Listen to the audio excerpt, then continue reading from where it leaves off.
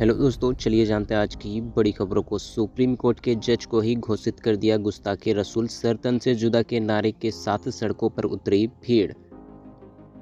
काठमांडू नेपाल में देश के सर्वोच्च न्यायालय के जज कमल नारायण दास के नाम से एक पोस्ट सोशल मीडिया पर जमकर वायरल हो रहा है। इस पोस्ट के खिलाफ मुस्लिम समाज के लोग सड़कों पर उतरकर विरोध प्रदर्शन कर रहे हैं। भीड़ अल्लाह अकबर का नारा लगाकर कई स्थानों पर चक्का जाम कर रही है। भीड़ में शामिल लोग पोस्ट में लिखी गई बातों को अपने पैगंबर का अनादर बताकर जज के पुतले फूंक रहे हैं। यही नहीं, सोशल मीडिया पर सर्तन से जुदा के नारे भी देखे जा रहे हैं। नेपाल के मुस्लिम आयोग ने भी इस मामले में सरकार से एक्शन लेने की मांग की है। मुस्लिम आयोग ने नेपाल सरकार को एक शिकायती पत्र दिया है, जिसमें बताया गया है कि फेसबुक पर कमल नारायण दास के नाम से इस्लाम का अपमान करने के लिए झूठी और भ्रामक बातें लिखी गई है। इस पोस्ट में मुस्लिम समुदाय द्वारा रखे जाने वाले रोजे पर टिप्पणी की गई थी। मुस्लिम आयोग ने इस पोस्ट पर रमज़ान में साझा करने के लिए नेपाल के भाईचारे को ख़त्म करने की साजिश बताया है।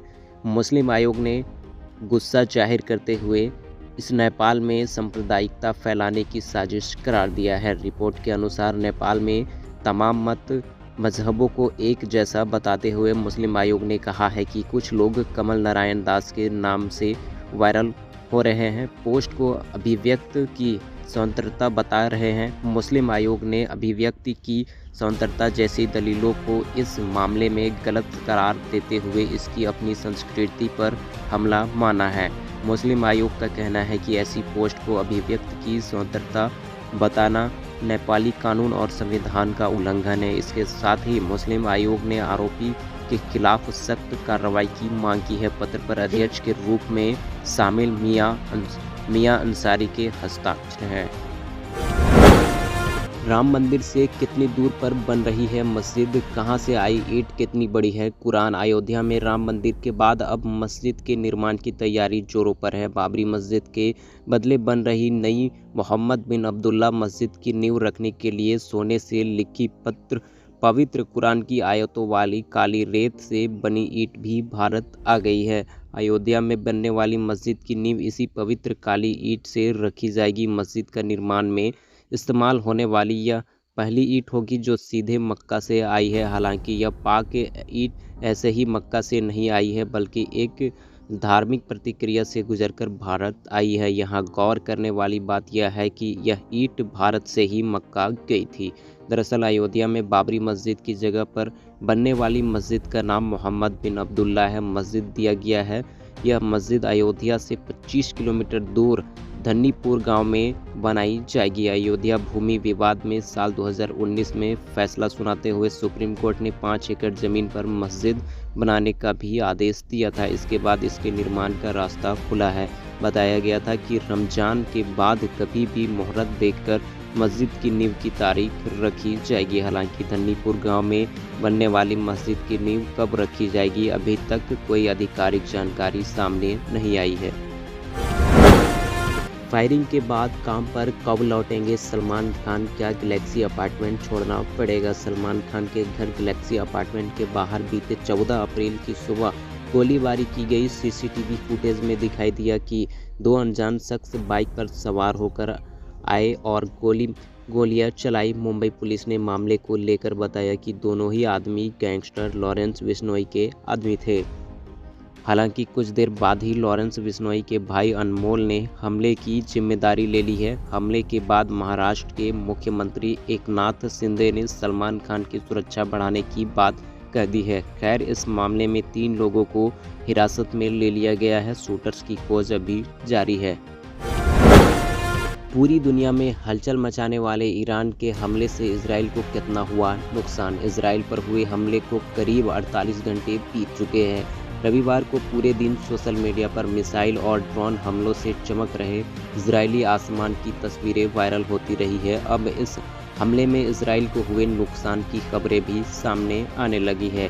एक वरिष्ठ अमेरिकी अधिकारी ने ABC न्यूज़ को बताया है कि लगभग 9 ईरानी मिसाइल को इजराइल का एयर डिफेंस सिस्टम रोक नहीं पाया है, जिसकी वजह से इजराइल को खासा नुकसान झेलना पड़ा है। उन्होंने आगे कहा है कि 5 बैलिस्टिक मिसाइलों ने नेवातिम एयरबेस पर हमला किया, जिससे C-130 परिवहन विमान, एक रनवे और स्टोरेज सुविधाओं को नुकसान पहुंचाया है। इसके अलावा 4 बैलिस्टिक सिस्टम मिसाइल और नेवातिम एयरबेस पर गिरे, जिन्होंने बेस के इंफ्रास्ट्रक्चर को नुकसान पहुंचाया है।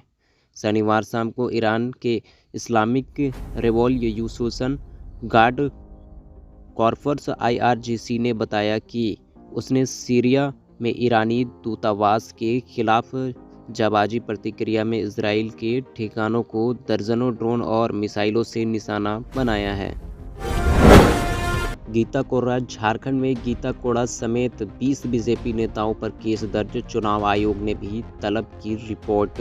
गमरिया प्रखंड स्थित मोहनपुर गांव में जनसंपर्क करने पहुंची गीता कोड़ा को ग्रामीणों और झामुमो कार्यकर्ताओं द्वारा करीब 2.5 घंटे तक बंधक बनाए रखने का मामला चुनाव आयोग तक पहुंच चुका है। इसके बाद आयोग ने इस मामले में संज्ञान लिया है। राज्य के मुख्य निर्वाचन पदाधिकारी के रवि कुमार ने उपायुक्त को मामले की जांच कर रिपोर्ट तलब किया है। निर्वाचन आयोग से किए गए शिकायत में जिले के SP समेत संबंधित थाना प्रभारी के विरुद्ध कार्रवाई की मांग की गई है तथा उन्हें चुनाव कार्य से अलग रखने की मांग की गई है। इस मामले में सोमवार को भाजपा के विधि प्रकोष्ठ संयोजक सुधीर श्रीवास्तव, प्रदेश कार्य समिति सदस्य रविनाथ किशोर और लक्ष्मी कुमारी ने सोमवार को राज्य के मुख्य निर्वाचन पदाधिकारी के रवि कुमार से मिलकर शिकायत पत्र सौंपा है। झारखंड में पड़ेगी भीषण गर्मी, 5 दिन में इतना पहुंच जाएगा तापमान। बारिश पर भी अपडेट। अप्रैल का दूसरा हफ्ता लगभग खत्म होने को है। ऐसे में प्रदेश का तापमान लगातार बढ़ता जा रहा है। भारतीय मौसम विभाग ने अगले 5 दिनों तक का झारखंड के मौसम का अपडेट जारी किया है। मौसम विभाग के अनुसार अगले 5 दिन झारखंड में मुश्किल होने वाली है।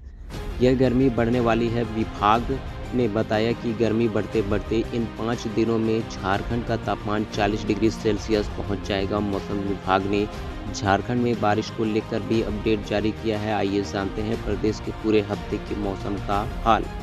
मौसम विभाग से मिली जानकारी के अनुसार झारखंड का मौसम अगले 5 दिनों तक शुष्क रहने वाला है। इस दौरान झारखंड का पारा बढ़ते हुए 42 डिग्री सेल्सियस पहुंच गया है। मौसम विभाग से मिली इस अपडेट के अनुसार अगले 5 दिनों तक झारखंड के लोगों के लिए मुसीबत भरे होने वाले हैं। इस दौरान लोगों को भारी गर्मी देखने को मिलेगी। बीजेपी को सत्ता से हटाने पर ही देश स्वतंत्र रहेगा, ममता का दावा। भगवा पार्टी के जीतने पर भविष्य में देश कोई चुनाव नहीं होगा।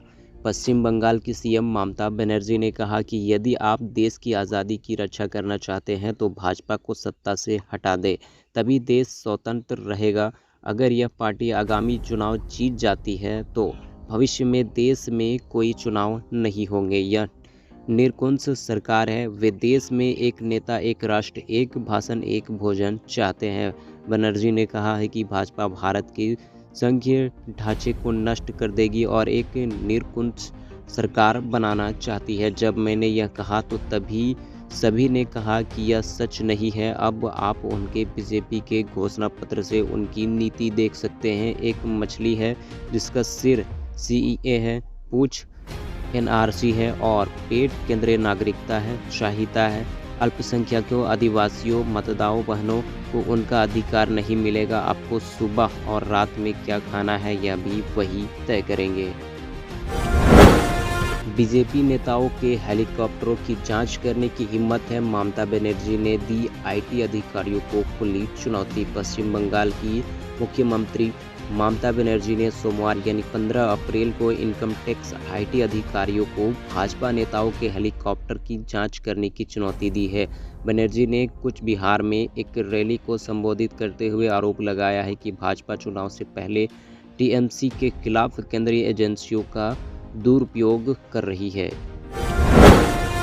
आज से शुरू हुआ 4 धाम यात्रा का पंजीकरण, जानिए कब खुलेंगे कपट।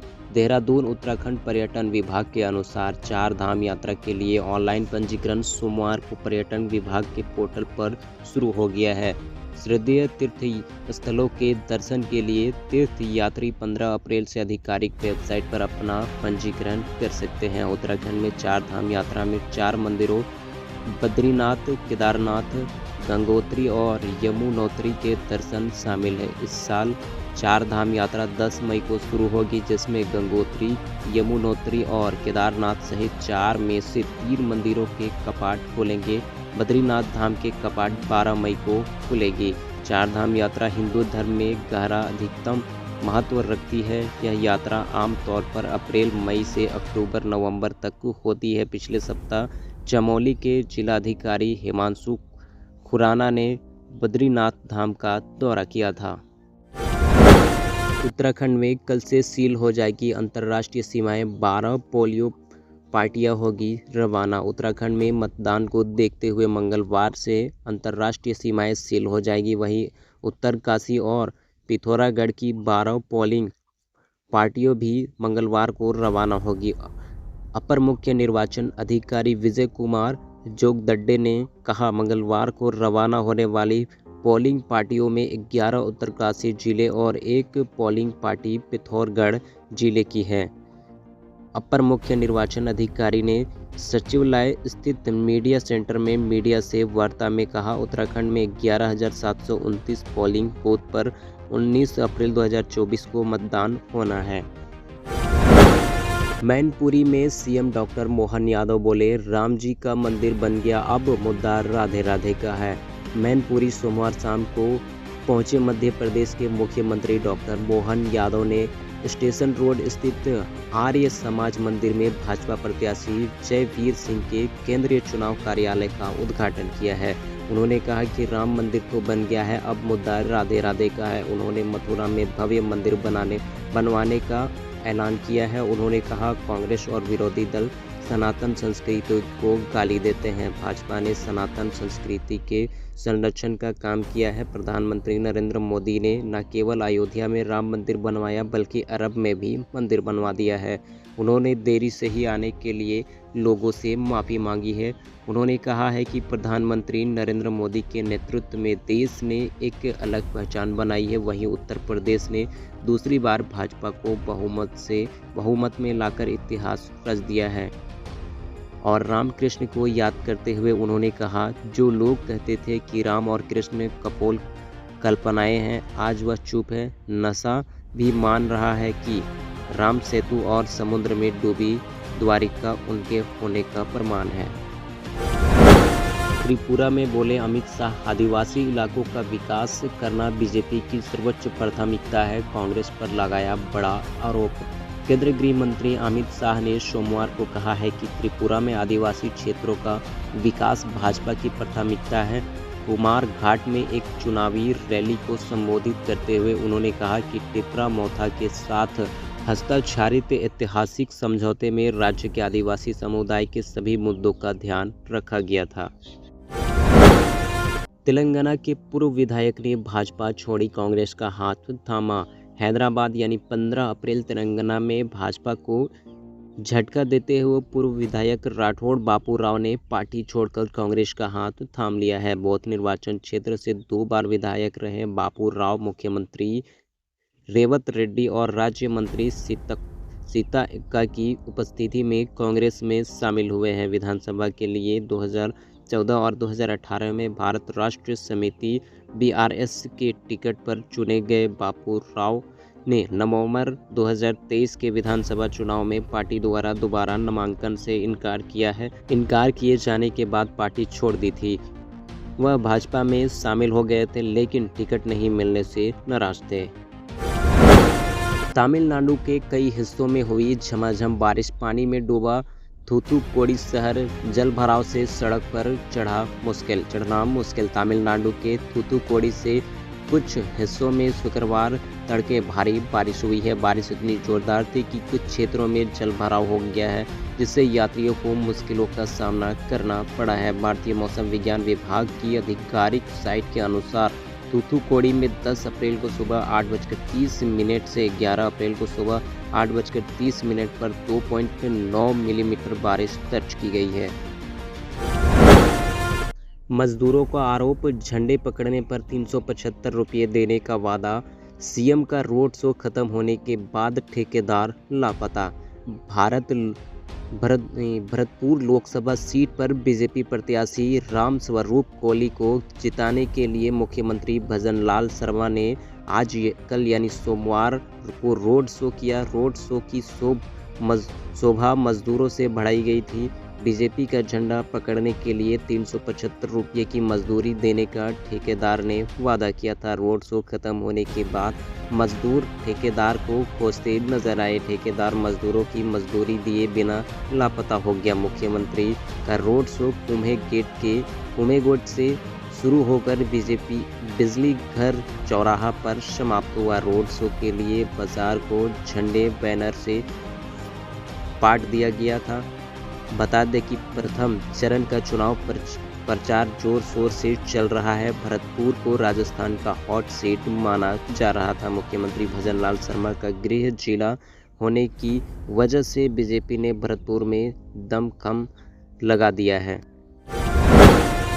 उड़ीसा के बालासोर में मंगल ग्रह हनुमान जयंती जुलूस पर पथराव। बालसोर उड़ीसा के बालसोर में हनुमान जयंती से पहले आयोजित जुलूस पर रविवार यानी 14 अप्रैल 2024 को पथराव हुआ और उसके बाद झड़पें हुए। इस घटना में 4 लोग घायल हो गए हैं और हिंसा के दौरान एक पुलिस वाहन भी क्षतिग्रस्त हो गया है। फिलहाल व्यवस्था बहाल करने के लिए इलाके में बड़ी संख्या में पुलिस बल तैनात किया गया है। मीडिया रिपोर्ट के मुताबिक यह उपद्रव बालासोर के रेमोना इलाके में हुआ, जहां हनुमान जयंती के उपलक्ष्य में हिंदू समुदाय द्वारा जुलूस निकाला जा रहा था। गनीपुर गांव से होते हुए कनक दुर्गा मंदिर की ओर जा रहे जुलूस पर शाम करीब 4:40 पर अचानक पथराव किया गया, जिससे कई श्रद्धालु घायल हो गए और भगदड़ जैसी स्थिति पैदा हो गई है। उड़ीसा विधानसभा के लिए कांग्रेस उम्मीदवारों की दूसरी लिस्ट जारी। पूर्व सीएम पटनायक के बेटे को मिला टिकट। उड़ीसा विधानसभा चुनाव के लिए कांग्रेस ने रविवार को 75 उम्मीदवारों की दूसरी सूची जारी की है, जिनमें पूर्व मुख्यमंत्री जेपी पटनायक के बेटे पृथ्वी बल्लभ पटनायक और पूर्व केंद्रीय मंत्री केपी सिंह देव की रिश्तेदार सुष्मिता सिंह देव का नाम शामिल है। कांग्रेस की 75 उम्मीदवारों की दूसरी सूची में 9 महिलाओं के नाम भी शामिल हैं। अखिल भारतीय कांग्रेस कमेटी AICC के महासचिव केसी वेणुगोपाल द्वारा हस्ताक्षरित सूची में कई नए चेहरे और कुछ पूर्व विधायकों को जगह मिली है। कांग्रेस वोट लेकर लोगों को भूल जाने में रखती है विश्वास, नागालैंड में बोले बीजेपी अध्यक्ष JP नड्डा। भारतीय जनता पार्टी भाजपा के अध्यक्ष JP नड्डा ने शनिवार को दावा किया है कि कांग्रेस वोट लेकर जनता को भूलने में विश्वास रखती है और इस कारण से नागालैंड में उसका कोई विधायक नहीं है। नागालैंड के चुमुकेडिमा में भाजपा समर्थित NDPP उम्मीदवार चुम्बैन मारे के समर्थन में एक रैली को संबोधित करते हुए नड्डा ने कहा कि कांग्रेस के शासनकाल में उत्तर पूर्व में राजनीति का मतलब बांटो और राज करो होता था। उन्होंने कहा प्रधानमंत्री नरेंद्र मोदी तीसरी बार सत्ता में लौटेंगे और वह राज्य में पूर्व शांति और सौहार्द लाने का प्रयास में नंगा समझौते को तत्काल आगे बढ़ाएंगे। ओमान में अचानक आई बाढ़, भारी बारिश में मची तबाही, स्कूली बच्चों सहित 17 लोगों की मौत। भारी बारिश के कारण ओमान में बाढ़ आ गया है, इससे लगभग 17 लोगों की मौत हो गई है। अधिकारियों ने कहा है कि भारी बारिश के दौरान छात्रों को ले जा रहा एक वाहन दुर्घटना का शिकार हो गया है। इस पर सवार बच्चों सहित चालक की मौत हो गई है। ओमान का उत्तरी अल सरकिया प्रांत सबसे अधिक प्रभावित हुआ है। ओमान के सरकारी समाचार एजेंसी ने बताया कि रॉयल ओमान पुलिस और ओमानी सेना को बाढ़ ग्रस्त इलाकों में नागरिकों को बाहर निकालने के लिए तैनात किया गया है। लोकसभा चुनाव से पहले मिजोरम पुलिस की बड़ी कार्रवाई, 6 करोड़ रुपए की अवैध शराब और ड्रग्स जब्त। आगामी लोकसभा चुनाव को देखते हुए पूरे देश में आचार संहिता लागू हो गई है। इस बीच मिजोरम पुलिस ने बड़ी कार्रवाई कर लगभग 6 करोड़ रुपए से अधिक की नशीली दवाएं और अवैध शराब जब्त की है। दरअसल मिजोरम पुलिस ने राज्य भर में अवैध शराब और नशीली दवाओं के खिलाफ बड़े पैमाने पर अभियान चलाया था। इस मामले में 94 लोगों को गिरफ्तार भी किया गया है। इस सिलसिले में मिजोरम पुलिस के CPRO ने चुंगचुंगा ने एक प्रेस बयान में कहा कि मिजोरम पुलिस हर समय अवैध शराब और नशीली दवाओं के खिलाफ अभियान चलाती आ रही है। उन्होंने कहा कि 16 मार्च 2024 को लोकसभा चुनाव की घोषणा के बाद से स्थानीय निर्मित शराब बाहर से मिजोरम में तस्करी की जा रही है। अवैध शराब और ड्रग्स की जब्ती की गई है, जो राज्य में शराब और ड्रग्स की उच्च मांग को दर्शाता है। मेघालय में फिर एक गैर आदिवासी मजदूर की हत्या, लोगों में दहशत, परिजनों ने शव लेने से किया इनकार। मेघालय की राजधानी शिलांग में एक बार फिर से गैर आदिवासी मजदूर की हत्या कर दी गई है, जबकि एक अन्य घायल है। घायल को निग्रिम में भर्ती कराया गया है। पुलिस ने मामला दर्ज करके जांच शुरू कर दी है। दूसरी ओर मृतकों के परिजनों ने शव लेने से इनकार कर दिया है। परिजनों का कहना है कि जब तक ठेकेदार या पुलिस कोई आश्वासन नहीं देती है, वे शव नहीं लेंगे। उल्लेखनीय है कि मेघालय में पिछले कुछ दिनों में गैर आदिवासी मजदूरों पर हमले बढ़े हैं। पिछले दिनों ही पूर्व खासी हिल्स के इचामाती में बदमाशों ने कथित तौर पर 2 लोगों को पीट कर हत्या कर दी थी। लोगों में दहशत का माहौल है। मणिपुर में थे अमित शाह, सड़कों पर हो रही थी आगजनी, सुरक्षा बलों के पसीने छोटे, जाने क्या है वजह। केंद्रीय गृह मंत्री अमित शाह ने सोमवार यानी 15 अप्रैल को मणिपुर में जनसभा की है। इसके पहले उनके दौरे को संबोधित करने के लिए सड़कों पर उतरी प्रदर्शनकारी महिलाओं ने आगजनी की है। अमित शाह के चुनाव प्रचार कार्यक्रम में वाहनों और लोगों को शामिल होने से रोकने के लिए महिलाओं ने टायर जलाए और सड़कें अवरुद्ध कर दी है। अमित शाह के दौरे से पहले कुछ प्रदर्शनकारियों ने अपनी नाराजगी व्यक्त करते हुए इंसाफ पश्चिम और इम्फाल पूर्व के कुछ हिस्सों में प्रदर्शन किया। दोपहर करीब 1 बजे इम्फाल पूर्व जिले के लामलोग इलाके में प्रदर्शनकारियों ने कंगजीबुंग के उन सभी गाड़ियों को रोक दिया जिन पर बीजेपी के बैनर पोस्टर लगे थे। इम्फाल पूर्वी जिले के न्यू चेकन में भी एक विरोध प्रदर्शन किया गया, जहां सड़कें अवरुद्ध कर दी गई और टायरों में आग लगा दी गई। महाराष्ट्र के नागपुर जिले के खापा शहर में उस समय तनाव उत्पन्न हो गया जब डॉक्टर BR अम्बेडकर की जयंती मनाने के दौरान निर्धारित समय के बाद अत्यधिक तेज आवाज में संगीत बजाने को लेकर पुलिस और ग्रामीणों के बीच तीखी बहस हो गई है।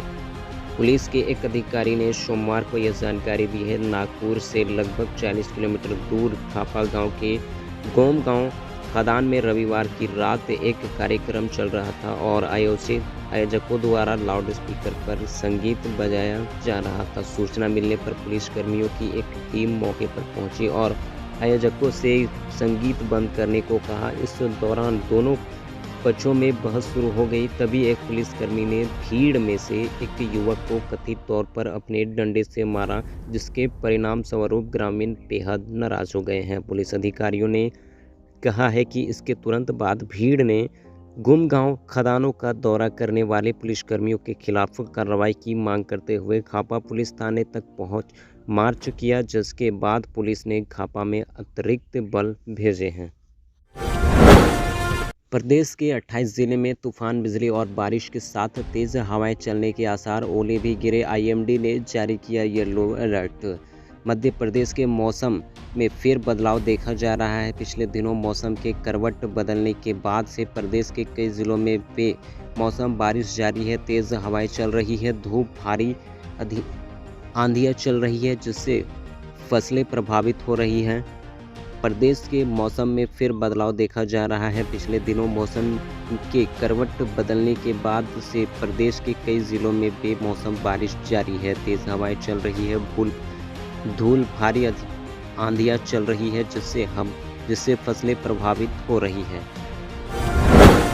आ गई हरियाणा बोर्ड री एग्जाम की डेट। नकल का वीडियो वायरल होने के बाद हुई थी रद्द। हरियाणा विद्यालय शिक्षा बोर्ड भिवानी भिवानी पीएसईएच ने फरवरी-मार्च 2024 में आयोजित हुई सीनियर सेकेंडरी वार्षिक परीक्षा को लेकर जारी नोटिस जारी किया है। बोर्ड ने हरियाणा के नूंह में अलग-अलग एग्जाम सेंटर्स पर नकल की वजह से रद्द हुई परीक्षा की नई तारीख जारी कर दी है।